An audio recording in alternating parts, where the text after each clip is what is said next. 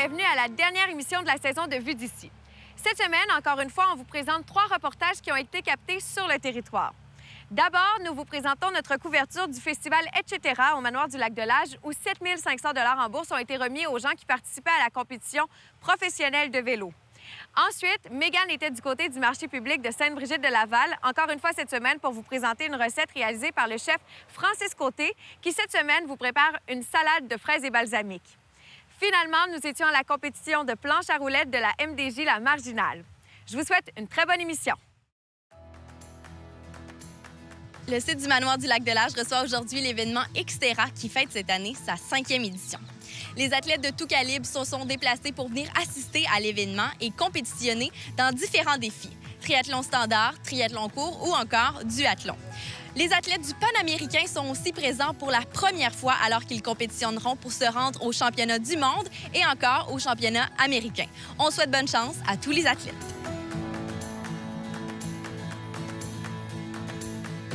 Xterra Québec, c'est un cross-triathlon. Ce qui diffère du triathlon standard, c'est qu'au lieu que le vélo et la course, au lieu de se faire sur l'asphalte, le vélo se fait en montagne, donc du vélo de montagne, et la course, c'est de la course en sentier. Mais la nage, c'est pareil, c'est de la nage en lac. Ça fait 5 ans cette année qu'Xterra Québec existe. Qu'est-ce qui vous a donné envie au départ de partir cet événement-là? Il y a un bel engouement pour le vélo de montagne et la course en sentier. On sent que c'est des sports qui sont vraiment en croissance. On voit aussi qu'il y avait une demande pour des cross-triathlons parce que Xterra, c'est une franchise qui existe depuis plusieurs années. Et cette année, la nouveauté, c'est qu'on fait partie du Pan-Am Tour. Donc, on a beaucoup grossi l'événement avec des athlètes. On a une vingtaine d'athlètes élites qui viennent d'un peu partout sur la planète, principalement de l'Amérique. C'est très flatteur. Ça prouve que l'organisation commence à devenir de plus en plus mature et qu'on commence à présenter un événement qui est de plus en plus intéressant pour les athlètes élites. On le faisait depuis 4 ans pour les athlètes amateurs et les athlètes de la région de Québec et du Québec. Là, d'ouvrir un peu nos portes un peu plus grandes et d'accueillir les gens, ça fait vraiment plaisir. Cette année, on est à 2,5 fois la participation de l'an dernier. Donc, on augmente beaucoup. On fait aussi d'autres événements au Québec au cours de l'été. Donc, le cross-triathlon est vraiment en croissance. On commence vraiment à voir que c'est une discipline d'avenir. Quel genre d'événement est-ce que vous organisez autre que l'événement d'aujourd'hui tout au long de l'été? On a fait en début de saison, ici à E47 à Lac-de-Lage, le 8 juillet, c'était le cross-triathlon découverte de Québec. Donc, c'était les mêmes disciplines, mais format découverte, donc vraiment très court. Une mise en bouche, si on veut, pour que les gens découvrent la discipline, ils prennent plaisir et viennent faire le Xterra cette année ou l'an prochain. Qu'est-ce qu'on peut souhaiter à Xterra pour les prochaines années? On peut souhaiter longue vie à Xterra, encore plus de participants l'an prochain, encore plus de plaisir. Un Xterra, c'est festif, c'est plaisant, c'est le fun. Si les gens veulent rester à l'affût des événements Xterra Québec, comment ils peuvent le faire? Il y a notre page Facebook Xterra Québec, et il y a le site Internet aussi, xterraquebec.com. Les gens qui viennent compétitionner pour les mondiaux qui se dérouleront cette année à Hawaï en octobre, comment est-ce que ça va se dérouler, la sélection des gagnants?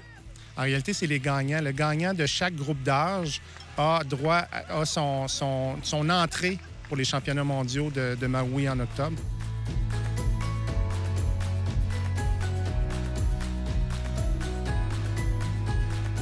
Quels sont les parcours offerts aujourd'hui à Xterra Québec? Donc, il y a les élites. Donc, on a l'élite internationale, surtout d'Amérique, parce que c'est une étape du Pan-Am Tour.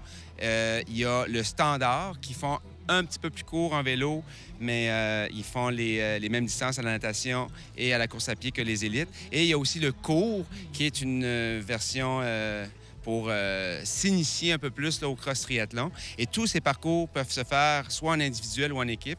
C'est natation, vélo, course. Qui pouvait s'inscrire à l'événement aujourd'hui? Tout le monde qui est en bonne condition physique. Donc, à partir du moment où tu sais nager, tu sais faire du vélo de montagne ou tu sais courir en sentier, bien, tu peux te former en équipe. Donc, on a un paquet d'options là, pour que les gens, autant au niveau budgétaire qu'au niveau des habiletés physiques, puissent participer. Outre les événements, est-ce que Xterra Québec offre de l'encadrement pour les athlètes qui désirent compétitionner à des compétitions comme aujourd'hui?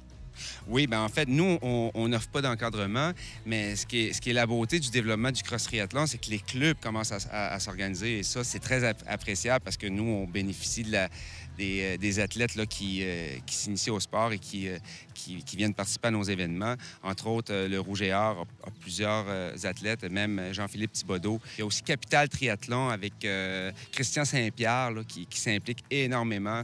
Fait que les gens sont pris en main à travers les clubs. Là. Puis c'est ça qui est la beauté. Ça, c'est super. Au niveau de la remise de prix, comment est-ce que vous allez récompenser les athlètes qui ont participé à Xterra Québec aujourd'hui? On a 7500 US en bourse pour les élites et un podium, bien sûr. Et pour les groupes d'âge, on a des podiums par tranche d'âge.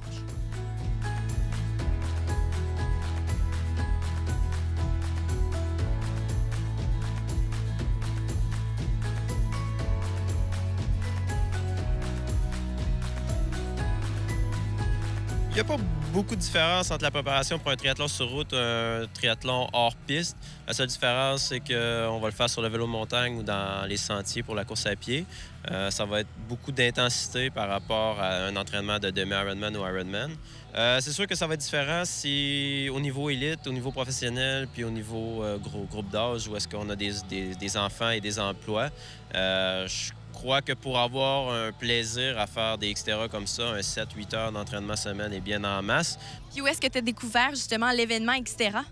Avec mon club Capital Triathlon.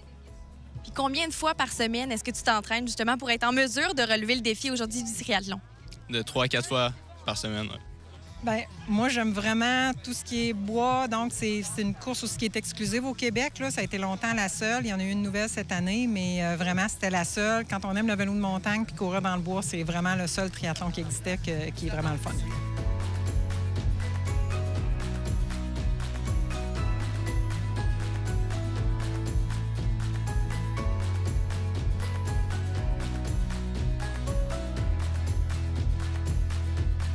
Vous êtes propriétaire de certaines des terres qui font partie des sentiers E47 Éco-Sentiers ici à Lac-de-L'Âge. Qu'est-ce qui vous a donné envie d'ouvrir les sentiers?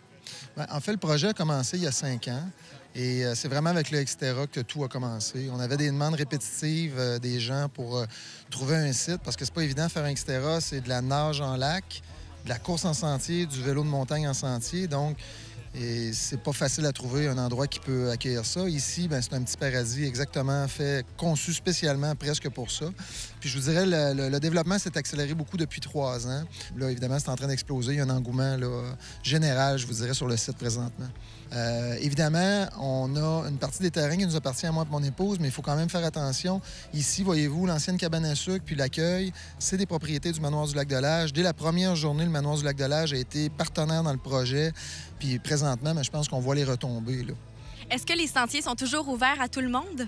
En fait, oui, bien, les sentiers sont ouverts. C'est important quand même, lors de grosses pluies ou de changements météo, de consulter avant de se rendre. Mais il y a des droits d'accès, évidemment, à payer. Hein, c'est bien important.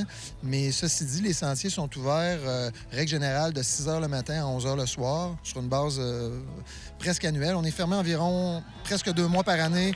Et l'accueil, elle, il faut regarder un petit peu les heures sur le site Internet. Mais normalement, l'accueil est ouvert de 8h30 le matin jusqu'à 8 h le soir, presque 5 ou 6 jours par semaine.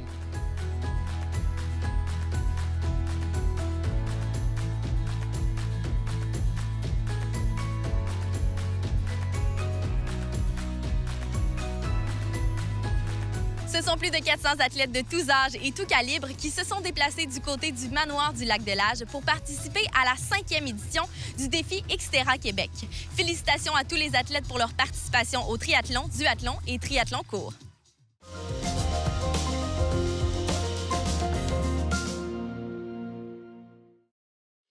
Le temps est merveilleux et le soleil est au rendez-vous. Ça tombe bien puisqu'on est du côté du marché public de Sainte-Brigitte de Laval.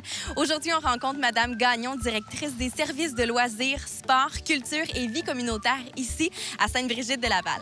Encore une fois cette semaine, on reçoit le chef Monsieur Francis Côté pour réaliser une recette estivale, ma foi, succulente.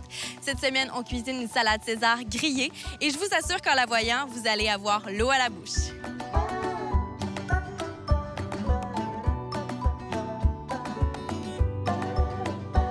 Si on encourage le local, effectivement, c'est bon pour nous, c'est bon pour l'économie, ça fait bouger notre milieu et puis qui devient de plus en plus dynamique. Je pense que c'est un bel événement pour les producteurs, autant artisans également. C'est un événement pour se faire connaître et mettre en lumière un peu ce qu'ils font, parce que je trouve que c'est des beaux produits et souvent sont laissés pour compte. Alors, je pense que cet événement-là, je pense que ça arrive à point. À Sainte-Brigitte, on était rendu là pour une 3e édition. Le marché public de Sainte-Brigitte-de-Laval a sa page Facebook. Quel type de contenu est-ce que vous y partagez? En fait, pour Facebook, on donne l'information des activités qui sont en cours, qui se déroulent dans la semaine et à venir aussi. On fait la présentation des producteurs artisans. Et c'est également l'occasion pour les gens de faire partie de la page Facebook pour également commenter, faire en sorte que nos éditions s'améliorent de fois en fois. Donc, les gens sont invités à y adhérer. Cette année, vous avez environ une dizaine de producteurs locaux, d'artisans qui sont sur place. Est-ce qu'il y a un roulement à chaque semaine? Oui, on a essayé cette année d'apporter une diversité. On a des gens qui, depuis aussi leur 3e année, sont là. Nos maraîchers sont présents depuis 3 ans. On a des nouveaux également. Alors, c'est ce qui est intéressant. Ça amène un roulement, puis ça fait découvrir d'autres produits qui sont méconnus ou même des fois qui sont sur notre territoire, qui est producteurs locaux aussi. Donc, c'est tant mieux. Ils se sont fait connaître, ils se sont fait valoir, puis on est content donc de les avoir avec nous. L'année prochaine, ce sera la 4e édition. Pour les marchands, producteurs locaux, artisans qui voudraient y participer, comment ils peuvent le faire? Tout simplement en contactant le service des loisirs, sport, culture et vie communautaire à la ville de Sainte-Brigitte. Donc, communiquer avec nous ou simplement nous envoyer un courriel. Nous, on est prêts à accueillir tout le monde. Et tant qu'ils sont producteurs, artisans et qui veulent faire connaître leur métier, leurs produits, c'est le but du marché.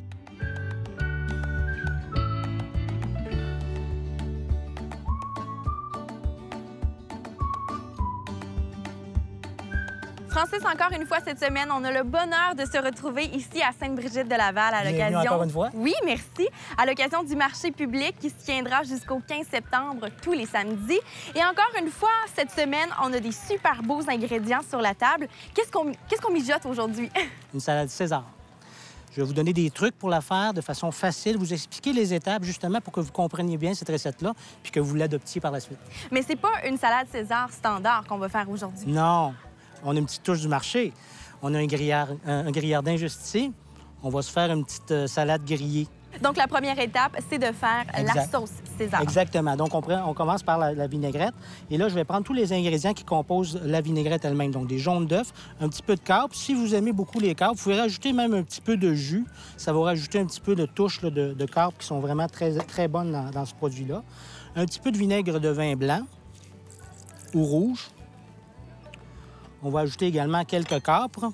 Je ne coupe pas les aimants d'avance. Justement, vous allez comprendre pourquoi par la suite, parce que vous allez voir un petit truc qui va vous permettre de faire cette recette-là en un clin d'œil. Donc, on ajoute des anchois, désirés. Exact. On a également un petit peu de moutarde forte qu'on va ajouter dans ça, je dirais environ 40 ml. Un petit peu de jus de citron. Du parmesan que j'ai moulu ici, un petit peu plus tôt. Des belles petites ailles hachées, mais pas trop. Je l'ai haché juste un petit peu pour être certain que lorsque j'aurai fini de passer le broyeur dedans, qu'il n'y aura pas des morceaux qui vont rester. Un petit peu de sel. Et enfin, un peu de poivre du moulin. Là, tout ce qui va nous manquer, c'est l'huile. Et c'est là que devient le défi qu'on va souvent vouloir surmonter en allant simplement aller acheter de la vinaigrette César au marché. Donc, une fois qu'on a mis assez de poivre comme ça, alors là, on va... Ici, je vais me servir d'une mixette.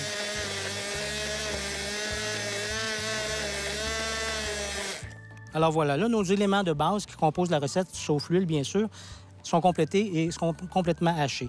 Donc, ce que je vais faire, c'est je vais verser, on dit en filet. Un filet, ça veut dire donc une petite coulisse d'huile. Donc tranquillement, en broyant. Merci. Donc là, on voit que ça commence tranquillement à venir ensemble.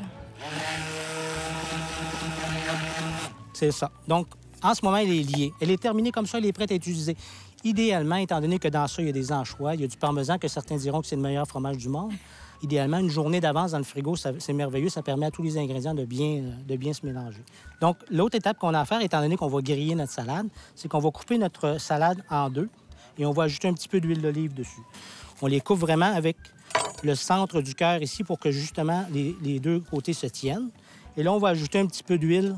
Ça peut être de l'huile d'olive, ça peut être de l'huile de raisin de pépin. Et comme ceci. Donc, on en coule un peu. Juste un petit peu. Et là, on est prêt à les griller. De cette façon-ci, moi, je vais les prendre sur le grill, je vais les mettre simplement comme ça, 30 secondes, seulement un côté.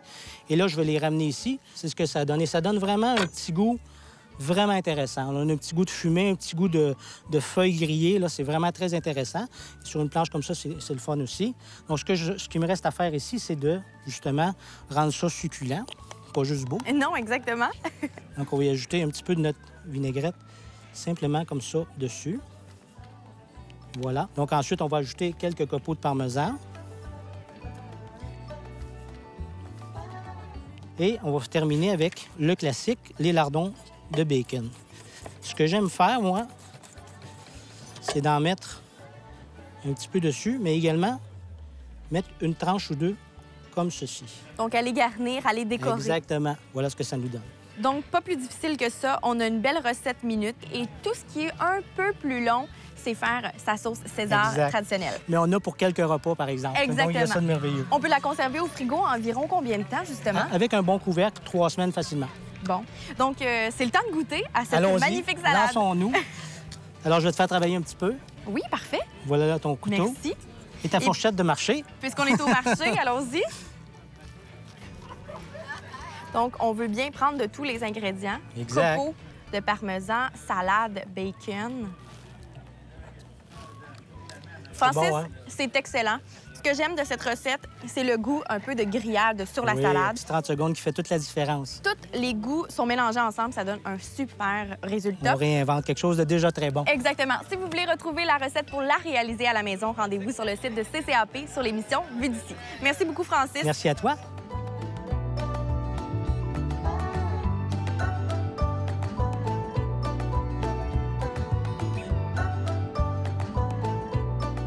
Nous tenons à remercier toute la ville de Sainte-Brigitte-de-Laval d'avoir accueilli l'équipe de Vue d'ici pour la réalisation de capsules culinaires.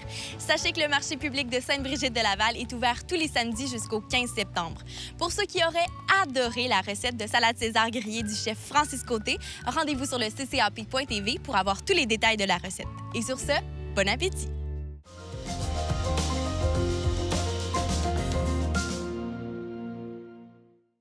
Encore une fois cet été, la compétition Skate for Fun organisée par Québec Skateboard Camp est de retour dans la couronne nord de Québec. Cette fois-ci, elle s'arrête à Lac-Beauport, dans le skatepark où les jeunes pourront venir compétitionner amicalement pour remporter des prix. Tous les jeunes ont été invités à venir participer à cette compétition pour le plaisir.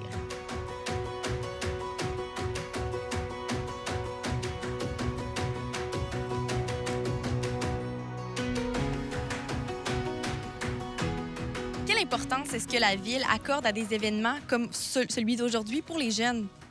Dans le fond, la Ville, on a le mandat d'occuper vraiment tous nos types de clientèle qu'on a ici, donc tous les citoyens, les jeunes comme les plus vieux.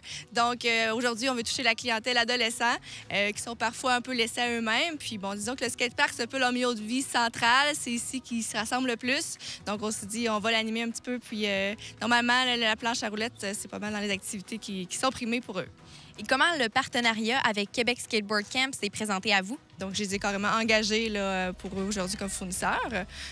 C'est ça. Puis, on a aussi fait venir PCN qui est en train de s'installer en cas de blessure. On veut être prévenant.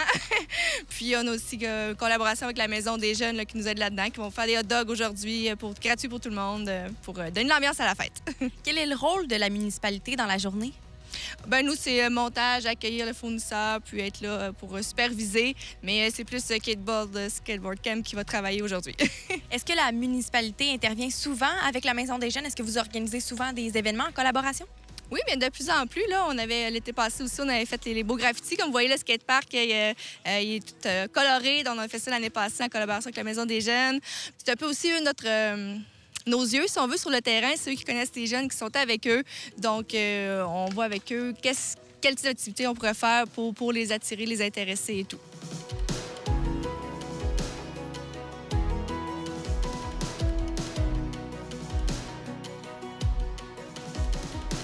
Est-ce qu'avec les années, le skateboard est toujours un sport qui est primé par les jeunes?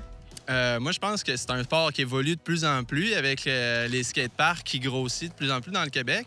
Puis aussi, les villes investissent pour des beaux skateparks en béton. Fait que moi, je pense que le sport est dans ses meilleures années, puis ça continue de monter encore, là. Vous êtes coach pour Québec Skateboard Camp. Comment est-ce qu'on arrive à coacher un jeune qui veut faire du skateboard? Il y a plusieurs façons, en fait. On a comme les deux côtés. On a le côté vraiment pour les jeunes, pour apprendre la base, puis avoir la belle attitude et le sourire à la fin de la journée. Puis on a aussi le côté discipline et très technique, puis on veut faire les grosses figures. Fait que c'est les deux meilleurs des mondes. Comment est-ce qu'on fait pour apprendre à un jeune qui commence des figures de skate? Par exemple, on les voit sur les barres.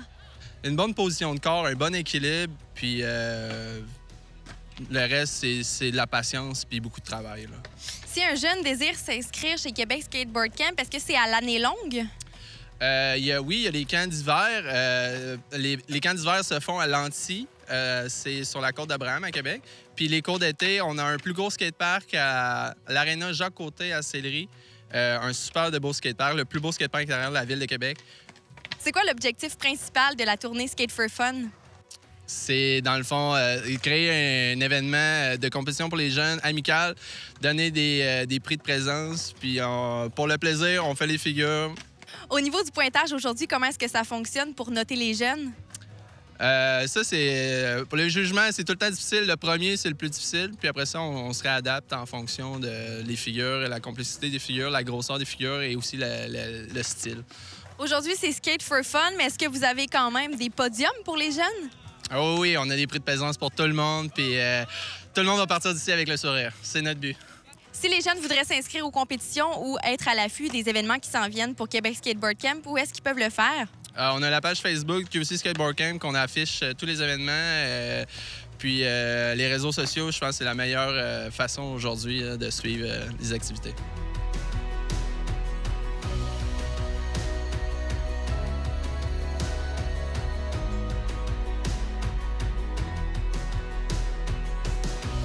De quelle manière est-ce que la Maison des Jeunes, le Cabanon, a participé à l'événement aujourd'hui Skate for Fun? En fait, on fait de la promotion pour recruter les jeunes qui sont présents aujourd'hui. Puis on a aussi participé pour le barbecue, en fait, pour faire la cantine pour l'événement, là. De quelle manière est-ce que la Maison des Jeunes joue un rôle dans la vie des jeunes, justement, ici à Lac-Beauport?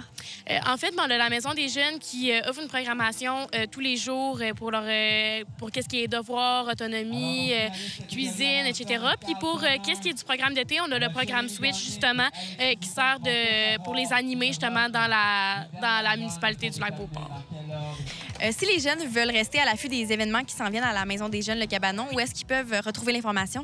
En fait, on a un Facebook, la Maison des Jeunes, le Cabanon, ou sinon, on a vraiment un compte ça s'appelle Anime MDJ le Cabanon, puis ils peuvent retrouver toutes les informations là-dessus.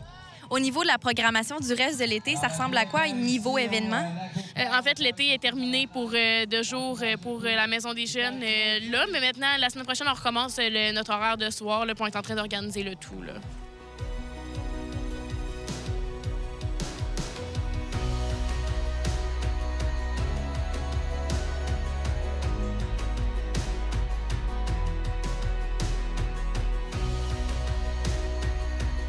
Aujourd'hui, PCN est sur les lieux de l'événement de Skate for Fun organisé par la municipalité de Lac-Beauport. Vous, en tant qu'étudiante en physio, qu'est-ce que vous offrez comme service aujourd'hui? Donc, nous, on vient ici en tant qu'étudiants en physiothérapie pour offrir des soins dans le cadre de l'escouade PCN. Donc, l'escouade PCN, qu'est-ce que ça fait? On se déplace dans les événements, on offre certains conseils, on réfère les gens dans des cliniques de physio ou vers des professionnels qui peuvent les aider. On fait les premiers soins, ça, c'est la principale tâche. Donc, c'est des gens qui se blessent, ils viennent nous voir. Nous, on essaie de faire les premiers soins puis de les rediriger vers les services qui ont besoin si jamais ça le requiert. Aujourd'hui, pourquoi est-ce que tu viens compétitionner? Est-ce que tu as un objectif en particulier? Pour l'ambiance, m'amuser avec mes amis qui sont là aussi pour faire du skate puis s'amuser. Il y a du monde, il y a de l'ambiance, puis on se fait coacher, c'est le fun, là. Bien, je te souhaite une bonne chance pour la compétition d'aujourd'hui. Merci beaucoup.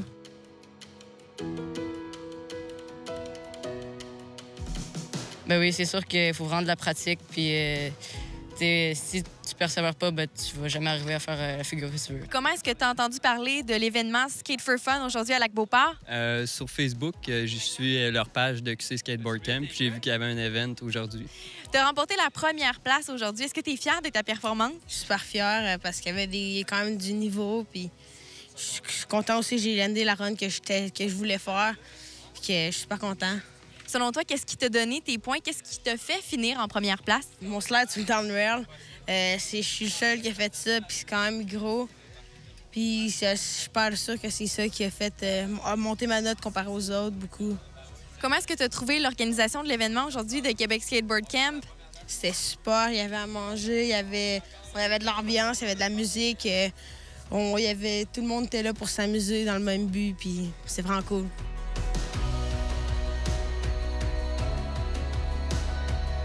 Plusieurs jeunes de la municipalité de Lac-Beauport se sont déplacés aujourd'hui au skatepark pour venir compétitionner à l'occasion de la compétition Skate for Fun organisée par Québec Skateboard Camp.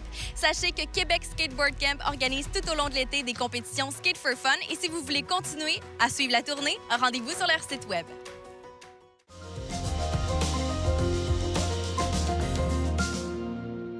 Un énorme merci à vous tous d'avoir été à l'écoute assidûment des épisodes de Vue d'ici pour sa première édition en mode été. On vous retrouve à l'automne pour encore une fois couvrir 3 reportages par semaine sur le territoire. Si vous voulez regarder des épisodes à nouveau de la saison précédente ou encore cet épisode-ci, rendez-vous sur notre site web ou encore sur notre page Facebook. N'oubliez pas qu'il est possible pour vous d'utiliser la plateforme CCAP Go pour regarder différentes émissions de la chaîne. En vous souhaitant une très belle fin d'été et on se retrouve à l'automne prochain.